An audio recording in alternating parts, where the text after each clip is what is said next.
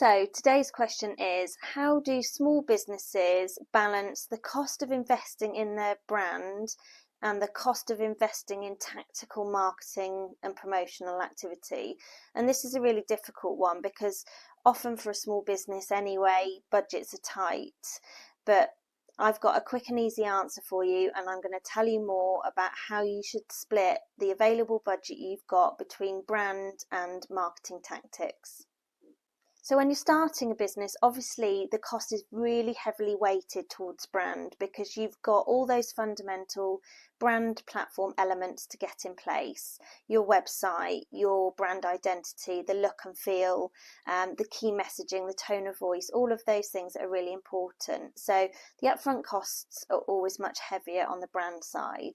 However, as soon as that's in place, I would say the ideal split between brand and tactics is 80-20 towards tactical. So 80% of your budget on tactical promotional marketing activities and 20% to maintain and keep current your brand identity. Now, I'll be honest, and you need to hear this, 90% of the tinkering you do with your brand will go unnoticed. Yes, keep it fresh and keep it relevant, update your key messaging if the market changes, but a huge amount of those little iterative changes that you make will go totally unnoticed by your audience. Now, there's one exception to that.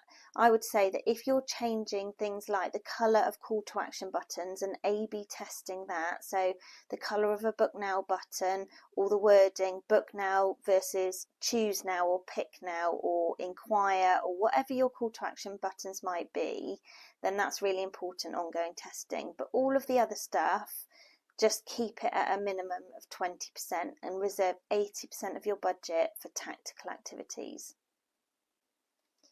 So what do we actually mean by tactical? A tactical or promotional marketing activity is designed to reach one specific goal. So for example, it might be designed to reach a 25 to 35-year-old woman who is looking to book a singles holiday. So a very specific tactical activity to meet a certain goal. We're not talking about your business as usual, evergreen, SEO, content creation, social media activity, none of those things. We're talking a one-off campaign to reach a specific goal. So tactical activities can be quite expensive, which isn't ideal if you're a small business with a limited budget. So you've got two choices here. One, you go for a more expensive, very tailored campaign to a small number of people, which are likely to be really high value customers. So it's really personalised. Your second option is to go for a much wider audience, slightly less personalised, but still really tailored. But both of these really rely on you knowing exactly who your customer is. So without that, you're going to waste that tactical budget. So get really clear on exactly who you're trying to reach with your tactical marketing activities.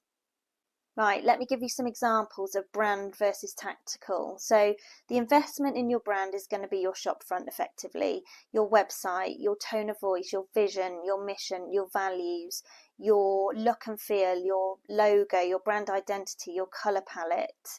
It's also going to be investing in understanding exactly who your audience is and what your USPs are.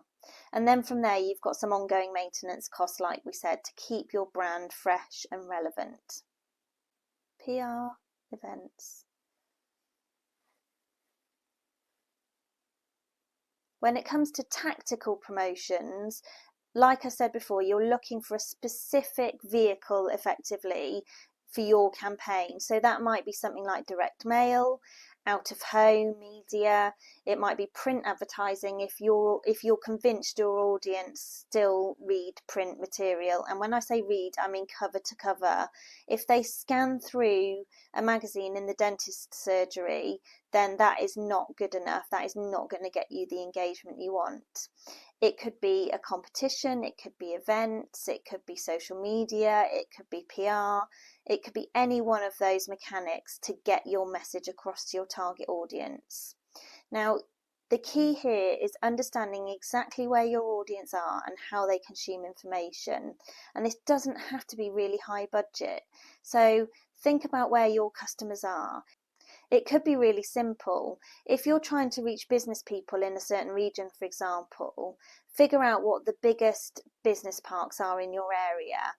Look at whether they've got a sandwich van that comes round at lunchtimes. Sponsor the sandwich van. Give the sandwich van budget for X amount of free coffees a day and have your name plastered all over it along with their branding. It's not that difficult. You've just got to be really creative and make your budget go as far as you possibly can. That's it for today. I'm the 5 Minute Mentor and I'll see you soon.